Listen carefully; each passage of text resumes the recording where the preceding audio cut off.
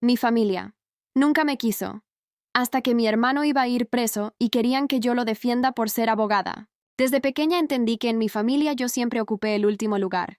No importaba cuánto me esforzara ni cuántas veces intentara llamar su atención, simplemente no les interesaba. Mientras mis hermanos recibían apoyo, elogios y ayuda constante, yo aprendí a arreglármela sola. Cuando dije que quería estudiar derecho, nadie me preguntó cómo pensaba lograrlo, ni si necesitaba algo. Solo escuché un haz lo que quieras, y con eso quedó claro que estaba sola. Trabajé mientras estudiaba, dormí poco y lloré en silencio muchas noches. Me gradué como abogada joven, preparada y con hambre de demostrarme a mí misma que valía la pena. El día que obtuve mi título, en casa no hubo celebración, ni felicitaciones sinceras. Para ellos mi logro era irrelevante. Yo no esperaba nada, pero aún así dolía. Con el tiempo abrí mi propio despacho pequeño. Empecé a ganar casos y a construir mi nombre desde cero, sin la ayuda de nadie. Pasaron los años y el contacto con mi familia se volvió casi inexistente. Solo llamadas esporádicas, mensajes fríos y visitas incómodas. Yo ya había aceptado que no era prioridad para ellos. Hasta que un día, de repente, mi teléfono sonó insistentemente. Era mi madre llorando. Me dijo que mi hermano había sido detenido, acusado de un delito grave y que necesitaban ayuda urgente. Escuché su voz quebrada, algo que jamás había escuchado cuando se trataba de mí. Sin rodeos me pidieron que llevara el caso. Hablaban como si fuera una obligación, como si mi profesión existiera solo para salvarlos. Nadie preguntó cómo estaba yo, ni si tenía tiempo, ni si quería. Asumieron que lo haría. En ese momento entendí que para ellos, yo solo era útil cuando les convenía. Respiré hondo. Después de tantos años ignorada, ahora me buscaban desesperados. Y lo que más me dolió fue darme cuenta de que ni siquiera habían considerado pagarme por mi trabajo. Para ellos yo debía hacerlo gratis. Porque somos familia. Ahí comenzó el verdadero conflicto. Cuando mi hermano fue detenido, todo cambió de golpe. La noticia cayó como una bomba en la familia. De pronto, ese hijo al que siempre defendieron, incluso cuando hacía las cosas mal, se convirtió en el centro de atención. Yo me enteré por un mensaje frío en el grupo familiar, uno al que casi nunca escribían cuando se trataba de mí. Decía simplemente que él estaba en serios problemas legales y que necesitaban ayuda urgente. No tardé en entender qué tipo de ayuda esperaban. Esa misma noche recibí la llamada de mi madre. Su tono no era cariñoso ni preocupado por mí, era directo, casi autoritario. Me dijo que yo era abogada, que era mi obligación encargarme del caso de mi hermano. No me preguntó si podía, si tenía tiempo o si siquiera quería hacerlo. Solo asumió que lo haría, como si mis años de estudio, sacrificios y esfuerzo fueran un recurso familiar gratuito al que podían acudir cuando les convenía. Les pedí detalles del caso y entendí rápidamente que no era algo simple. Había cargos graves, pruebas sólidas y una investigación avanzada. No era un favor pequeño, era un proceso complejo que requería tiempo, energía y responsabilidad. Cuando mencioné la palabra honorarios, el silencio fue inmediato.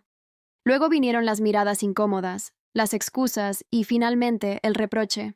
Me dijeron que cómo podía pensar en dinero cuando se trataba de mi propio hermano. Eso fue lo que más me dolió. Nunca estuvieron cuando yo no tenía nada. Pero ahora que por fin había logrado algo, esperaban que lo entregara sin cuestionar. Me di cuenta de que no me veían como hija ni como profesional, sino como una herramienta. Y por primera vez en mi vida, empecé a preguntarme si seguir callando y cediendo realmente valía la pena. Cuando acepté llevar el caso de mi hermano, lo hice con el corazón dividido. Una parte de mí quería demostrar que valía como abogada, pero otra no podía ignorar años de indiferencia. Desde el primer día me di cuenta de que el caso era más grave de lo que mi familia había dicho. No se trataba de un simple malentendido. Había pruebas sólidas, testigos y un historial que jugaba en su contra. Aún así, mi familia insistía en que yo arreglara todo, como si la ley funcionara por favores y no por hechos.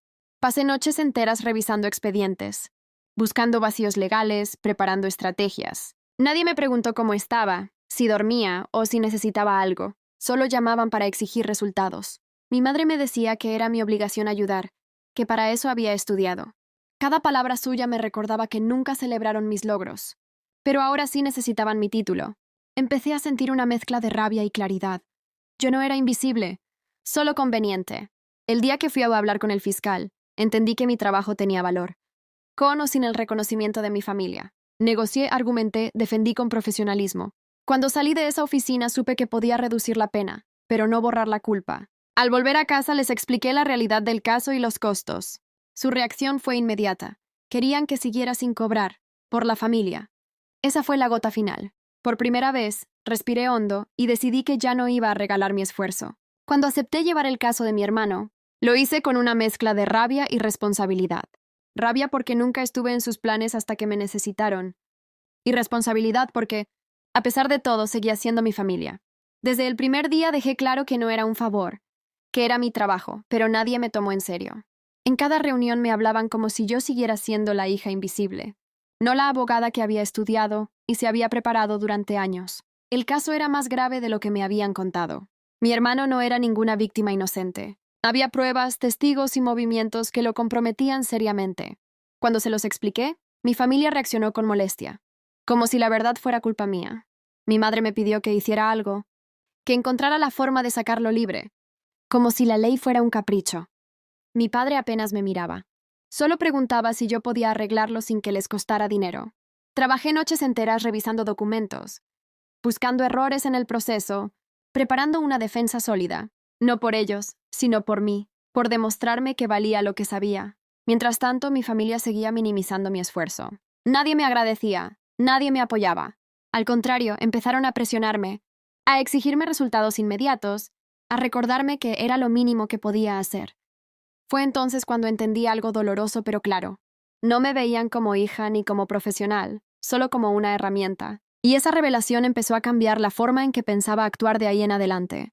El día del juicio llegó y yo estaba lista. No solo como abogada, sino como mujer que por primera vez había decidido ponerse a sí misma en primer lugar.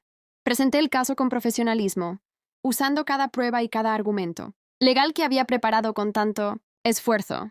Gané. Mi hermano obtuvo una sentencia mucho más leve gracias a mi trabajo, y eso fue reconocido incluso por el juez. Todos me felicitaron, menos mi familia. Ellos actuaban como si fuera lo mínimo que yo debía hacer, como si mi esfuerzo no tuviera valor.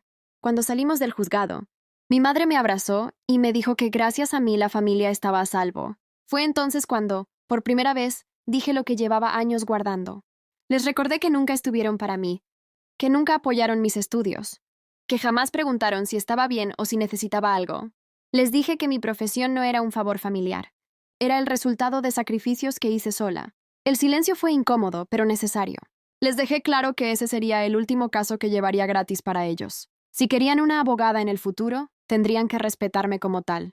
Me fui de ahí con la frente en alto, sintiendo una mezcla de alivio y tristeza, pero también una enorme paz. Entendí que no siempre el reconocimiento viene de quienes esperamos, y que eso no invalida nuestro valor. Ese día no solo cerré un caso legal, cerré una etapa de mi vida.